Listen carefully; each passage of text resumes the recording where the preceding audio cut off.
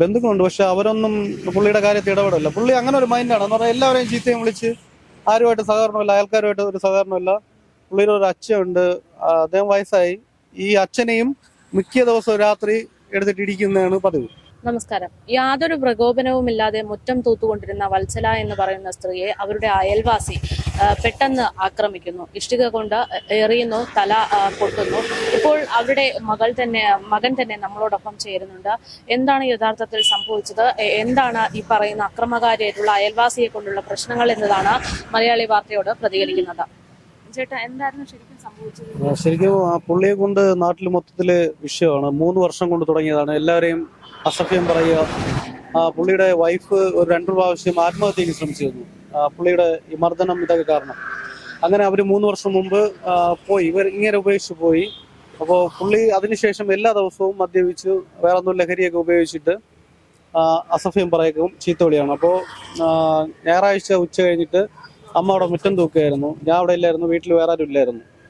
അപ്പോൾ ആ സമയം നോക്കിയിട്ട് പുള്ളി കരിങ്കല്ല് കൊണ്ട് തലയിൽ എറിയുകയായിരുന്നു, ഞങ്ങളുടെ വീട്ടുമുറ്റത്ത് വന്നിട്ട്. അങ്ങനെയാണ് സംഭവിച്ചത്. പിന്നെ അതിനുശേഷം ഞാൻ അപ്പോൾ തന്നെ ഞാൻ പണി കഴിഞ്ഞെത്തി. പിന്നെ നേരെ അമ്മയെ നേറ്റിട്ട് കൊണ്ട്, അപ്പോൾ CT സ്കാൻ എടുത്തപ്പോൾ ബ്ലീഡിങ് ഉണ്ടെന്ന് പറഞ്ഞു. അങ്ങനെയാണ് ഇങ്ങോട്ട് കൊണ്ടുവന്നത്. ഇപ്പോൾ ICUലാണ്. എന്തെങ്കിലും പ്രശ്നങ്ങൾ ഉണ്ടായിരുന്നു അമ്മയും പ്രത്യേകിച്ച് പ്രശ്നമൊന്നുമില്ല. പുള്ളി അങ്ങോട്ടും ഇങ്ങോട്ടും ആർക്കും പോകാൻ പറ്റത്തില്ല അതിൽ. അങ്ങനെ ഞങ്ങൾ പോലീസിലേക്ക് കംപ്ലൈന്റ് കൊടുത്തിട്ടുണ്ടായിരുന്നു ഒത്തിരി തവണ. അത് അവരുടെ ഭാഗത്തു നിന്നൊന്നും പ്രത്യേകിച്ച് ഇതുവരെ ഒന്നും ഉണ്ടായിട്ടില്ല. പിന്നെ ഇപ്പോൾ കേസ് എടുത്തിട്ടുണ്ട്, ഇന്നലെ ഒന്ന് മൊഴിയെടുത്തു. അങ്ങനെയാണ്, ഒരു കാരണമില്ലാതെ. അതെ, ഇയാള് വൈഫിന്റെ വീട്ടിൽ പോയി 1 വർഷം മുന്നേ അവിടെ ഒരു പയ്യന്റെ ബൈക്ക് കത്തിച്ചതായിട്ട് പറഞ്ഞിട്ടുണ്ട്. പിന്നെ ഈ ഒരാഴ്ച മുമ്പ് മഞ്ചവള ഭാഗത്ത് ഇവിടെ മോഷണത്തിനൊന്ന് ശ്രമിച്ച് അവര് കേസ് കൊടുത്തില്ല എന്ന് പറഞ്ഞു. അങ്ങനെ ഒരു ന്യൂസ് കേട്ടിട്ടുണ്ട്. പുള്ളി അലഞ്ഞു തിരിഞ്ഞ് നടക്കുകയാണ് മദ്യപിച്ച് ഏത് സമയം. ഞാനൊക്കെ ജനിക്കുന്ന മുമ്പ് അവിടെ ഉണ്ട്. പ്രശ്നം തുടങ്ങിയത് ഒരു 3 വർഷത്തിന് മുമ്പാണ്. അതെ, പുള്ളിയുടെ ഭാര്യ പോയത് നാട്ടുകാർ കാരണമെന്നാണ് പുള്ളി പറയുന്നത്. അതിലാണ് ഇപ്പൊ അങ്ങനെയാണ് പറയുന്നത് മൊത്തം.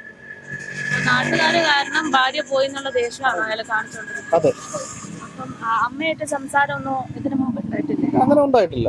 അങ്ങനെ ശത്രുതയായിട്ടൊന്നും ഉണ്ടായിട്ടില്ല ഇതുവരെ. മദ്യപിച്ചിട്ടാണ്. അദ്ദേഹം കഞ്ചാവ് ഉണ്ടോ എന്ന് ഡൗട്ടുണ്ട്. അപ്പോൾ പുള്ളിയുടെ ഒരു സുഹൃത്ത്, അയാൾ കഞ്ചാവാണ്, ഫുൾ ടൈം അവിടെ ഉണ്ട് എപ്പോഴും.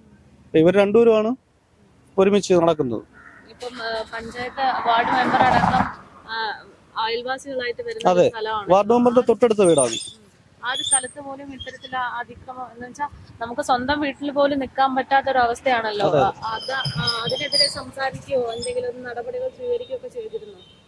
പഞ്ചായത്തിൽ പരാതി കൊടുത്തിരുന്നു. അപ്പോൾ ഒരു ജാഗ്രതാ സമിതി വിളിച്ചു. പക്ഷെ അതുകൊണ്ടും വേറെ പ്രയോജനമൊന്നും ഉണ്ടായിട്ടില്ല.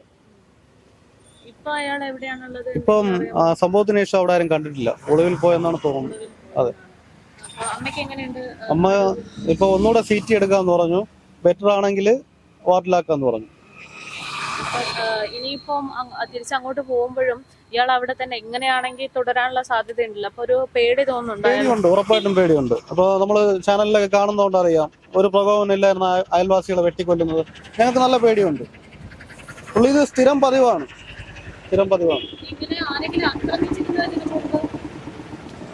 അങ്ങനെയില്ല, ഇതുവരെ ആക്രമിച്ചിട്ടില്ല. ഇപ്പോഴും ഫസ്റ്റ് സംഭവമാണ്. ഇപ്പോ ഇത് ഞായറാഴ്ച നടന്നു, ശനിയാഴ്ച ഇതേപോലെ. അപ്പൊ വീട്ടിന്റെ അടുത്ത് ആളുണ്ടായിരുന്നു. പുള്ളി ഒരു വെട്ടുകത്തി എടുത്തുകൊണ്ട് വന്നിട്ട് കൊല്ലുമെന്നൊക്കെ പറഞ്ഞ് ഭീഷണിപ്പെടുത്തി. അപ്പോൾ അടുത്തുള്ള ആൾക്കാർ വന്നപ്പോഴത്തേക്ക് പുള്ളി കയറി ഓടി. ഈ 2 സംഭവം തന്നെയാണ് ഉണ്ടായിട്ടുള്ളത്. അതായത് സ്ഥിരമായിട്ട് ഓരോരുത്തരെ ഇങ്ങനെ കൊല്ലാനുള്ള വധഭീഷണിയാണ്. അതെ, അപ്പൊ പോലീസ് ഈ ഒരു വിഷയത്തിൽ ഇയാൾ അറസ്റ്റ് ചെയ്ത് കഴിഞ്ഞാൽ അല്ലെങ്കിൽ അങ്ങനെ എന്തെങ്കിലും നിയമ നടപടികൾ സ്വീകരിക്കുന്നതായിട്ടോ അല്ലെങ്കിൽ ആവശ്യപ്പെടുന്നുണ്ടോ? അറസ്റ്റ് ചെയ്യാമെന്ന് പറഞ്ഞിട്ടുണ്ട്, ഉറപ്പ് നൽകിയിട്ടുണ്ട്. ഇന്നലെ മൊഴിയെടുക്കാൻ വന്നപ്പോൾ SI പറഞ്ഞിട്ടുണ്ട്. ഈ ഷിബു എന്ന് പറയുന്ന ആൾക്ക് ചോദിക്കാൻ പറയാൻ അങ്ങനെ ബന്ധുക്കളൊന്നുമില്ലേ? ബന്ധുക്കളുണ്ട്, പക്ഷെ അവരൊന്നും പുള്ളിയുടെ കാര്യത്തിൽ ഇടപെടില്ല. പുള്ളി അങ്ങനെ ഒരു മൈൻഡാണ് എന്ന് പറഞ്ഞാൽ എല്ലാവരെയും ചീത്തയും വിളിച്ച് ആരുമായിട്ട് സഹകരണമില്ല, അയൽക്കാരുമായിട്ട് ഒരു സഹകരണമില്ല. പുള്ളിയുടെ ഒരു അച്ഛനുണ്ട്, അദ്ദേഹം വയസ്സായി. ഈ അച്ഛനെയും മിക്ക ദിവസവും രാത്രി എടുത്തിട്ട് ഇടിക്കുന്നതാണ് പതിവ്. അപ്പോൾ പിന്നെ നമ്മളാരും അങ്ങോട്ട് പോകാൻ പറ്റത്തില്ല. അങ്ങേര് ഇറങ്ങി ഓടും. പിന്നെ 2-3 ദിവസം കഴിഞ്ഞാണ് തിരിച്ച് വീട്ടിൽ വരുന്നത്. അതാണ് സംഭവം. അച്ഛനും ആ വീട്ടിൽ നിന്ന് ഇറങ്ങി ഓടുന്നതാണ്. അപ്പൊ ഈ ഒരു സംഭവം അച്ഛൻ അറിഞ്ഞായിരുന്നോ? അച്ഛൻ ഉണ്ടായിരുന്നു അപ്പോഴും. അച്ഛൻ എന്ത് പറയുന്നു? അച്ഛന് ചെവിയൊന്നും കറക്റ്റായിട്ട് കേട്ടുകൂടാ. അതൊരു പാവം അവിടെ ഇരിപ്പായിരുന്നു ഞാൻ നോക്കിയപ്പോൾ.